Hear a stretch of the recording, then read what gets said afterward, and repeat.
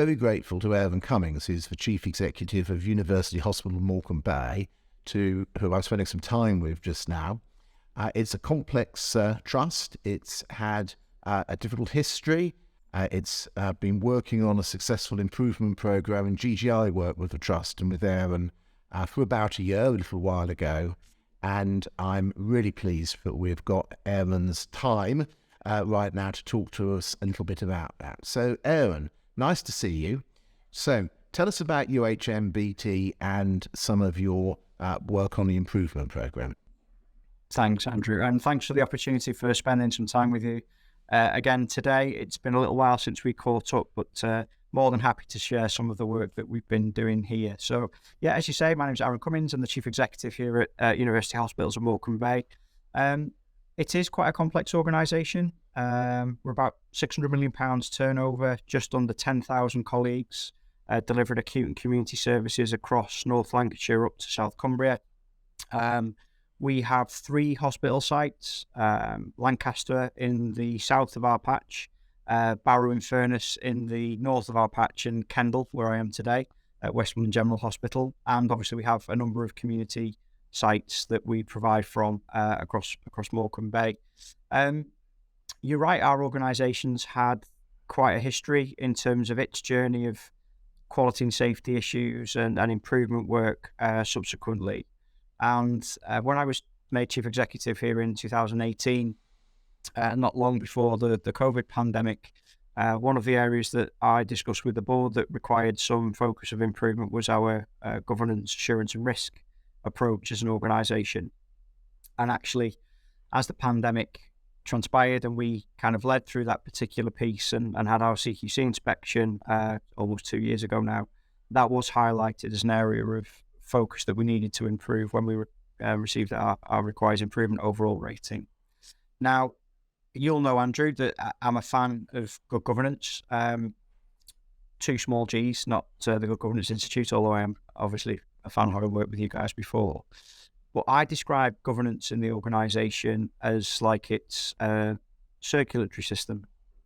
When it's working really well, it works almost seamlessly to make sure that decisions are made appropriately by the right people, that risks are identified early and managed appropriately, that our processes just make it really easy for people to do the right thing and very difficult to do the wrong thing. And if it doesn't work effectively, those things don't happen. You can have an infarct or an MI, and you can get into some difficulties in not managing those things correctly. So when we decided to kind of put some effort and focus in kind of rewiring the organisation to get its circulatory system operating more healthily, we made contact with you and the Good Governance Institute to provide some support for us, which probably took, it was about a year actually from start to finish in terms of the work, which from my perspective was a little longer than I thought it might have taken. But my reflection of that now, probably a year or so after we've completed the work, is that was the right approach to take. And a lot of examples, I think, of an approach that works for our organisation, and I'm pretty sure it would be similar for others, around really understanding the current status of things, talking to the organisation and the users of our governance and assurance and risk systems as to what their reflections were, testing how the current system worked before kind of starting with a new one, taking some examples through of risks and issues or business cases or some board reporting, and then just laying that out to say, well, actually, this is what we've said, here's what we can see. And it starts to get a real good conversation going, not just of what the improvements might need to be, but why it's so important to get governance, assurance and risk in particular in a really good and healthy place for an organisation. And that's the work we've completed with you guys, like I say, over a year ago, and we've continued to develop that work with the board and with the senior leadership team over the last 12 months. So one of the issues with you, it certainly wasn't that there was too little governance.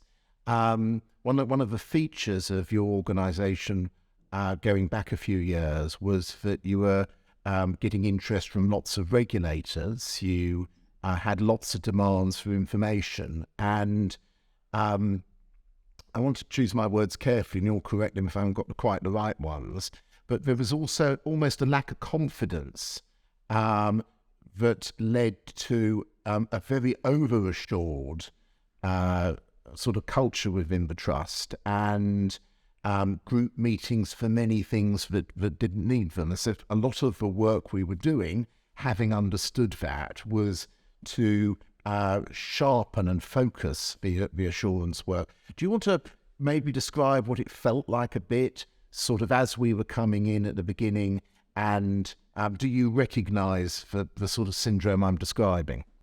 Absolutely, yes. It was almost a symptom of never mind the quality, feel the weight. And I think your reflection, Andrew, when you came in and reflected back to us, what you were seeing based on your experience was, I'll try not to mix my metaphors or analogies too much, but good governance, when it's working effectively, is like a well-tended garden.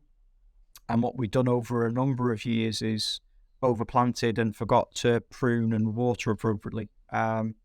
And it was a symptom of an organisation that had been through quite a lot of regulatory intervention and oversight. And every time there was a reflection of that, or a report or a review of that kind, we established a whole new oversight board, or a task and finish group, or a committee of the board to oversee particular programmes of work. And when challenged or asked, or I was reflecting as chief executive, how effective is that system? We tended to respond by producing lots of information, lots of reports, lots of structures, but with very little focus on what I would call the so what. It's great. You've got all the committees, you've got all the terms of reference, you've got all of the mandates from your board. But actually, in terms of what that system's designed to do, how can you demonstrate its value? What's changed or improved as a result? What risks have been better managed as a result? How further forward is the organisation and its strategic ambitions as a result of having this structure in place? And one of the lessons we've learned from that process, now that we've established a quality governance assurance framework and a performance framework that's much leaner than we'd had previously, is the importance of regularly looking at its effectiveness, testing whether it's delivering what it should, and being more open to looking outside the organisation as to other examples of how things are being done, or using our audit work or audit programmes to point at some of the processes that we need that assurance that it's working effectively currently and for in the future. So yeah, I would absolutely reflect on an organisation that was a bit unsure of itself, wanting to demonstrate as best it could that it knew what was going on and was managing its issues and delivering against its agendas as best it could. But in doing that, had certainly overlaid, for me anyway, a very complex and resource-heavy governance structure, to the point where I know we did some audit work with the Good Governance Institute right at the start, but it was many, many, many hundreds of hours for colleagues every month to service what largely were quite duplicative meetings and agendas. And one of the benefits in having done the work, as well as being a bit more assured around our assurance, governance and risk framework and testing that out with some good audit work, but the time back for colleagues outside of the performance assurance, governance and risk frameworks has allowed us to deploy some of those resources into some of the improvement work, or responding to some of the operational and financial pressures a bit more productively than we've been able to in the past. So one of the things I learned from working with you at UHMB is you had almost a hyper-transparent culture there. So the constant interventions by different regulators had meant, could you send me a paragraph? We've got a volume we can send you. So you were hyper-transparent. But the thing I learned was that it's not just the plumbing that you need to get right.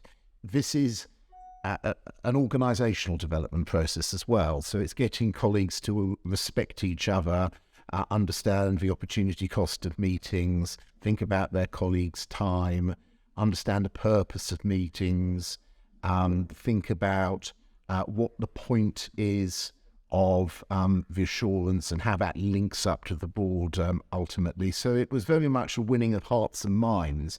It wasn't just pruning a structure.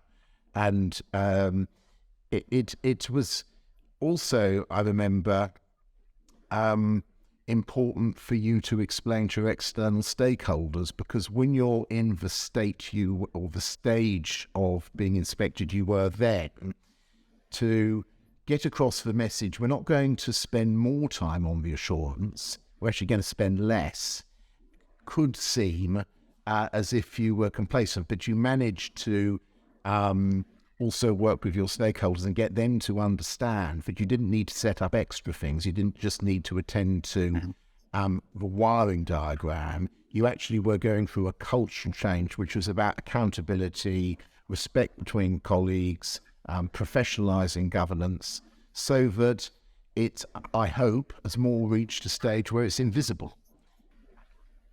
Yeah, and again, it's a really interesting reflection, Andrew, because as with most things in an organisation of our size and type, it's very difficult to initiate any change without it being an OD or a cultural intervention of the size and scale that we needed to take forward. And I need to be clear, colleagues who know me, who might be watching this now, they might know what's coming.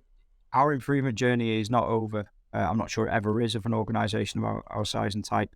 And we are not a finished product. I think we've done some really good work over the last year or two that's been designed to address particular issues, which I'm happy to share. But there will be trusts out there that are doing this better than us that we'll learn from in the future, and we'll keep iterating kind of our improvement focus, particularly in the governance assurance and risk area that we're talking about today. I do think in setting off the programme of work, we had to find a narrative that engaged with clinical operational colleagues to get buy-in. And the big kind of messages that we took forward were around releasing time to care and releasing time to really focus on improvement and delivery, to make sure that colleagues felt supported and protected and were able to work within our systems and processes, knowing that they were going to be making the right decisions, or the infrastructure we put around the improvement work allowed them to manage the risks effectively. So actually there was some real benefit in doing the work that we'd done, but also wanting to promote that. We also went on a restructure of our strategy and operating model at the back end of the work you were doing with us, Andrew, and it's continued up to kind of about 6 to 12 months ago, about putting patients first, being quality and safety driven, and being clinically led.